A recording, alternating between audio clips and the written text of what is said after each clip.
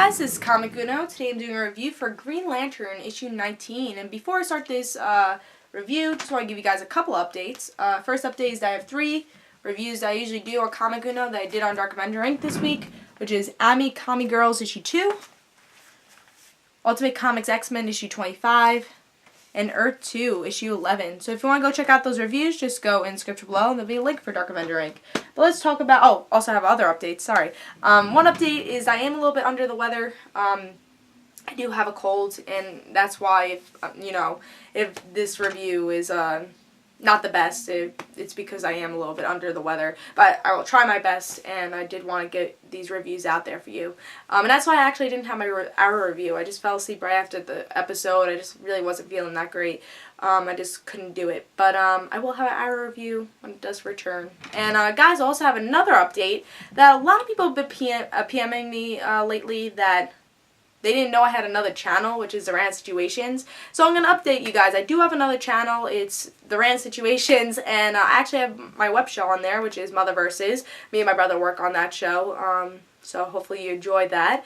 And yeah, so tell me in the comments below if you enjoyed that channel, what you would like to see on that channel, and yes, that is my other channel. Tell me if you knew about the channel. If you didn't know about the channel, I'll try to promote it more, and tell me if you, like, how you would want me to promote it more.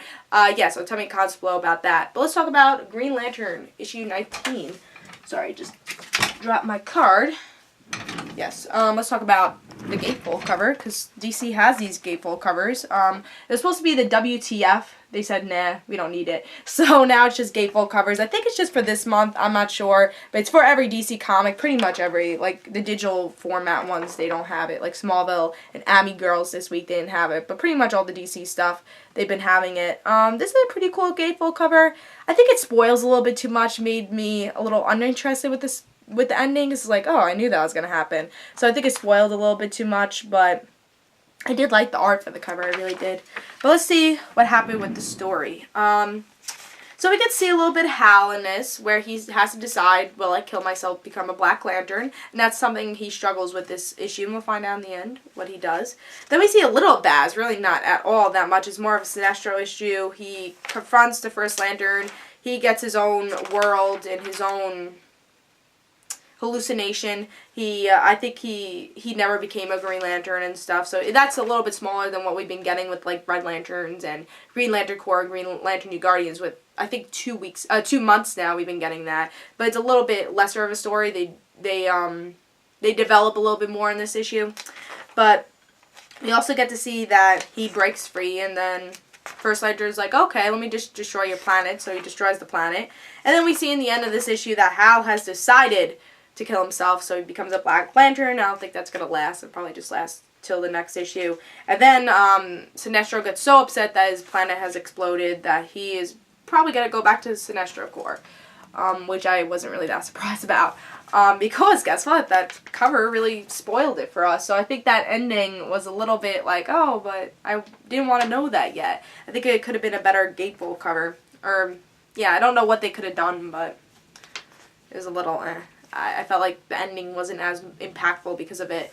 I honestly haven't been loving Wrath of the First Lantern, and I think it's the same thing as Third Army.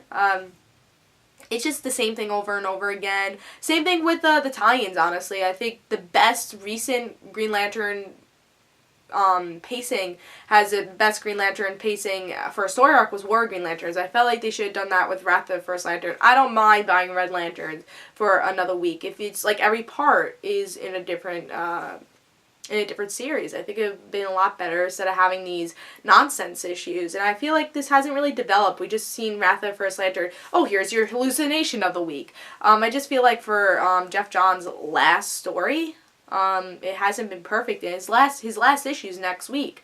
I just felt like this should have been the shebang. This should have been the best issue, and it really wasn't. I think the best story arc in recent in the last best story arc for Green Lantern was War Green Lantern. They should have followed up from like how they did for that.